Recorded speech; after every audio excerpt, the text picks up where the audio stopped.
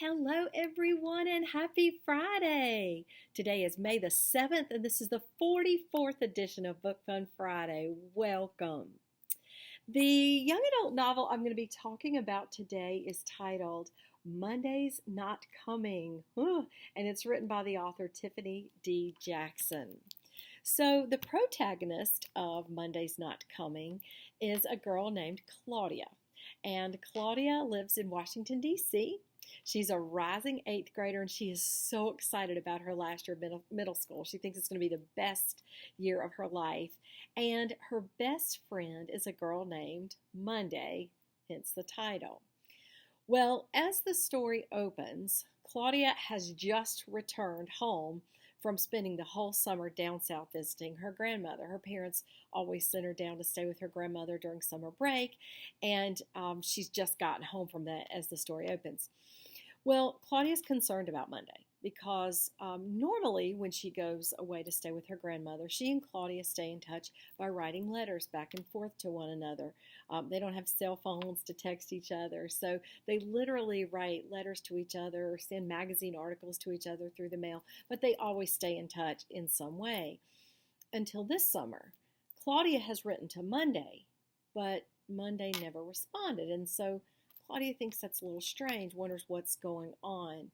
So when she gets home from this summer where she hasn't heard from her best friend, of course, the first thing she does is runs right inside and she picks up the house phone and she calls her friend.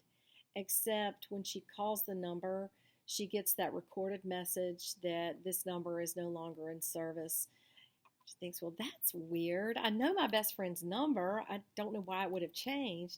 Every time she tries to call that number, she gets that same message about this number's not in service, you've reached the wrong number, that kind of thing. So she hasn't heard from Monday all summer. She can't reach her on the phone.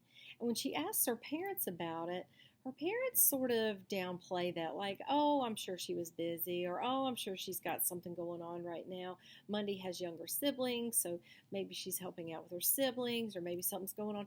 They downplay it. They try to make her think that it's not really a big deal that she hasn't heard from her friend. But there's this voice inside Claudia that is telling her something is wrong. This can't be right. A 13-year-old girl doesn't just disappear out of the world, especially out of my life as my best friend, without a reason. And so Claudia is just determined to find out why she's not hearing from her friend.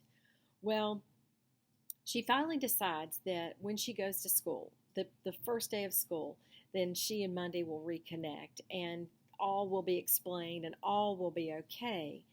Except when Claudia arrives at school for the first day of 8th grade, Monday doesn't show up there either. And now Claudia is really wondering what's going on with her best friend and why her best friend has, in essence, disappeared.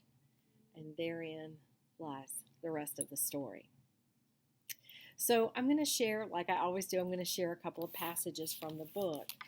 This first part doesn't give anything away. I just mentioned to you that Monday is somewhere and Claudia doesn't know where she is. This title is September. This is the story of how my best friend disappeared, how nobody noticed she was gone except me, and how nobody cared until they found her 1 year later.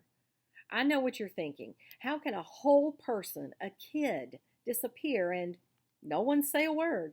Like, if the sun just up and left one day, you'd think somebody would sound an alarm, right? But Ma used to say, not everyone circles the same sun. I never knew what she meant by that until Monday went missing.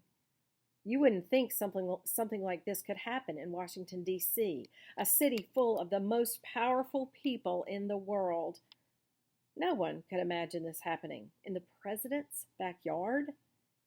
That's the way us folks in Southeast felt, too. If they say we live in the shadow of the nation's capital, then how could one missing girl flip it inside out?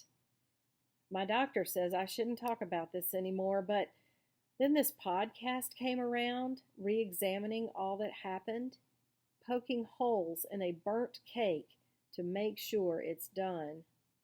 Like the color pink, somebody always sees the story different. Some see rose and magenta, others see coral and salmon, when at the end of the day it's just regular old pink.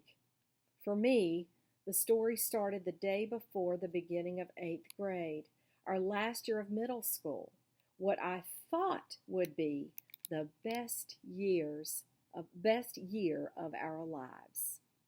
So there's a mention in this chapter of color. Claudia is talking about the color pink.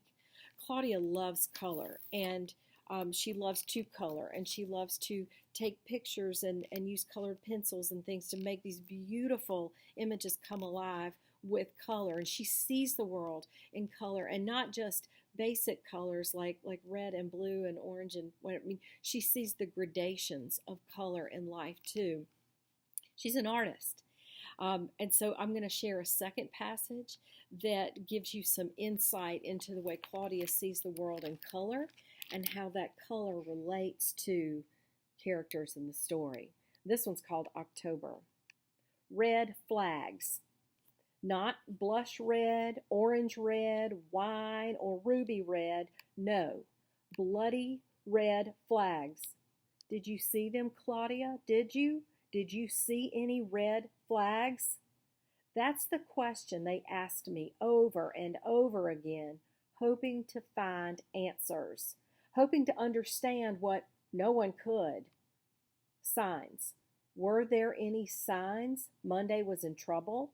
Did you see anything out of the ordinary, anything unusual? No, nothing. In so many words, they called me a liar.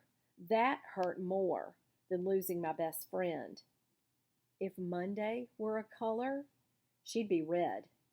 Crisp, striking, vivid. You couldn't miss her. A bullseye in the room, a crackling flame. I saw so much red that it blinded me to any flags. And again, this novel is titled Monday's Not Coming, and it's written by the author Tiffany D. Jackson. Well, guys, I hope you're all doing well and continuing to take care of yourselves.